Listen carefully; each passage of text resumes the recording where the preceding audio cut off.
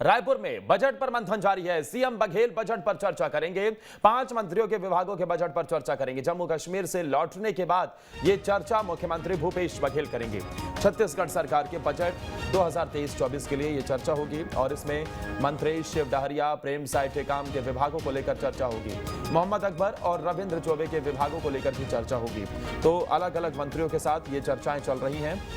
और क्योंकि खुद छत्तीसगढ़ के मुख्यमंत्री भूपेश बघेल, उनके पास वित्त मंत्रालय भी है,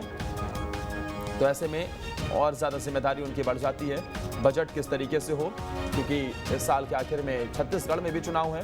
तो सभी पहलुओं को ध्यान रखा जा रहा है और बजट के जरिए से पूरा फोकस है कि कैसे हर एक वर्ग को साधा जा सके। इसीलिए अलग अलग विभागों की ये बैठक बजट को लेकर मुख्यमंत्री भूपेश बघेल चर्चा करते हुए नजर आ रहे हैं। 5 मंत्रियों के विभागों के बजट पर चर्चा होगी। इसमें मंत्री शिव डहरिया, इसके साथ ही रविंद्र चौबे, मोहम्मद अकबर, प्रेम साय सिंह टेकाम, ये वो मंत्री जिनके मंत्रालय को लेकर, विभागों को लेकर चर्चा होगी। इस बड़ी खबर पर ज्यादा जानकारी के साथ हमारे सहयोगी अंकुश सीधा जुड़ गए हैं। अंकुश, कब ये चर्चा होनी है और लगातार मुख्यमंत्री भूपेश बघेल अलग अलग विभागों के मंत्रियों के साथ चर्चा कर रहे हैं, कैसे देखें, कितना फोकस नजर आ रहा है और क्या समझें कि इस बार का बजट पूरी तरीके से संतुलित होगा, हर वर्ग को साधने वाला होगा?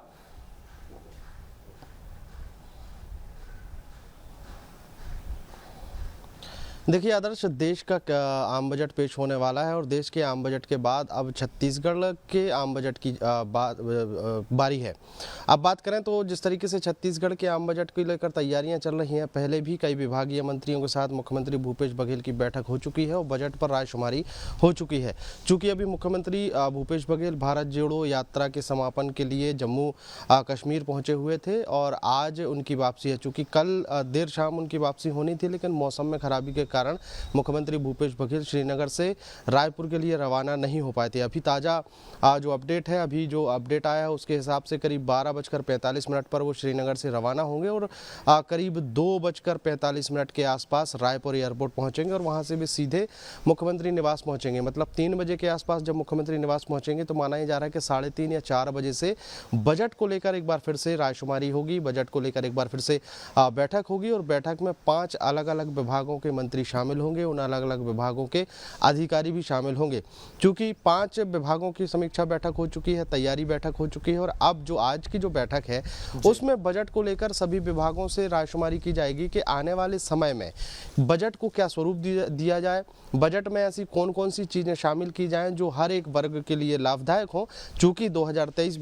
छत्तीसगढ़ में विधानसभा चुनाव का साल है और ऐसे चुनाव के साल में चूँकि ये आखिरी बजट होगा इस सरकार का और इस सरकार के आखिरी बजट में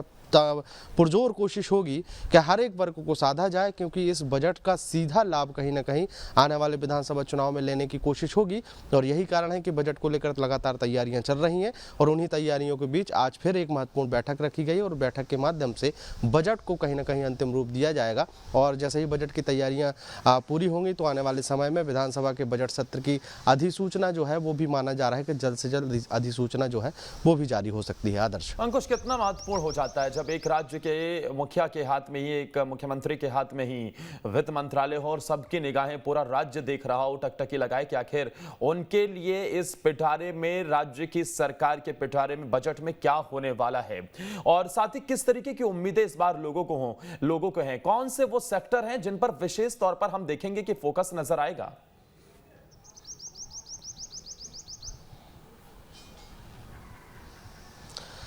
देखिए, सबसे महत्वपूर्ण बात है कि छत्तीसगढ़ किसान प्रधान प्रदेश है और किसान प्रधान प्रदेश होने के साथ साथ छत्तीसगढ़ बाहुल्य प्रदेश है। अब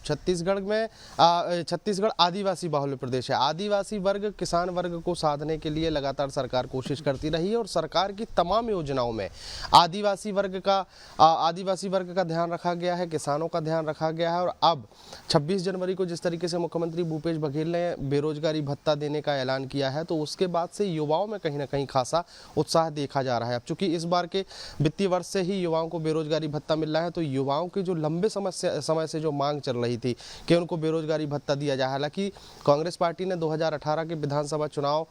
में आने के पहले अपने मैनिफेस्टो में यह वादा किया था कि छत्तीसगढ़ में जब कांग्रेस सरकार आएगी तो बेरोजगारों को बेरोजगारी भत्ता दिया जाएगा। किसानों को साथ लिया गया है, आदिवासियों के हित में कई ऐसी योजनाएं चलाई जा रही हैं जिससे उनका सीधा लाभ आदिवासियों को मिल रहा है। और छत्तीसगढ़ में समर्थन मूल्य की अगर बात करें तो धान पर जो मिलने वाला समर्थन मूल्य है वो देश में सबसे ज़्यादा समर्थन मूल्य है, और सबसे ज़्यादा समर्थन मूल्य का लाभ जो है वो सीधा किसानों को मिल रहा है। तो किसान कहीं ना कहीं सरकार से असंतुष्ट है। और अब बारी आती है बाकी वर्गों की, यानी चाहे सामान्य वर्ग की बात कर लें, ओबीसी वर्ग की बात कर लें, या आप प्राइवेट सेक्टर से जुड़े हुए लोगों की बात कर लें, या फिर आप ऐसे ही युवाओं के लेकर बात कर लें जो युवा तैयारी कर रहे हैं, वो सरकारी भर्तियों में, सरकारी नौकरियों में आना चाहते हैं, उनकी तैयारियां कंप्लीट हो गई। तो रोजगार को लेकर जो लगातार सरकार का फोकस नजर आ रहा है, और किसान क्योंकि धान का कटोरा भी कहा जाता है, इसलिए सबकी निगाह बने रही। आप हमारे